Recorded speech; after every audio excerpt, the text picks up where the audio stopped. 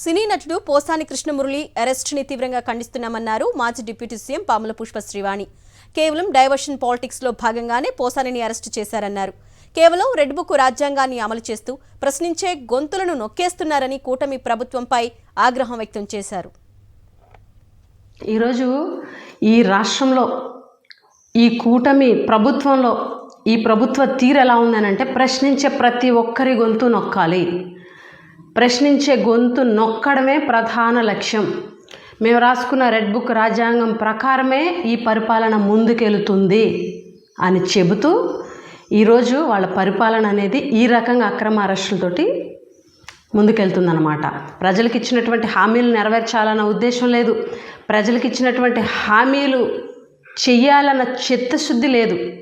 ఈరోజు పోసాని కృష్ణమురళి గారి అంశాన్ని తెర మీదకి ఎందుకు తీసుకొచ్చారు అనంటే డైవర్షన్ పాలిటిక్స్. గత కొద్ది రోజులుగా ప్రభుత్వ వైఫల్యాలను ఎండగడుతూ రోడ్డెక్కినటువంటి ప్రజలను చూసి భయమేసి ఈ కూటమి ప్రభుత్వం ఏర్పడడానికి ప్రధాన కారణమైనటువంటి యువత నిరుద్యోగులు ఈరోజు చెప్పులతోటి చెంపల మీద కొట్టుకొని ఈ ప్రభుత్వాన్ని తీసుకొచ్చి తప్పు చేశామని చెప్పేసి రోడ్డెక్కినటువంటి తీరుకు భయపడి ఏదైతే ఈరోజు ప్రతిపక్ష పార్టీ ఉందో వైఎస్ఆర్ కాంగ్రెస్ పార్టీ ప్రభుత్వ వైఫల్యాలను ఎండగడుతూ ప్రభుత్వం ఏదైతే ప్రజలకు ఇచ్చినటువంటి హామీలను నెరవేర్చినటువంటి నేపథ్యంలో గట్టిగా ప్రశ్నిస్తున్నటువంటి వైఎస్ఆర్ కాంగ్రెస్ పార్టీ గొంతు నొక్కాలన్న ఒక ఉద్దేశంతో ఈ అక్రమ అరెస్టులతోటి భయపెట్టేటువంటి ప్రయత్నం, ప్రశ్నించే ప్రతి ఒక్క గొంతుని కూడా నొక్కుతున్నారు.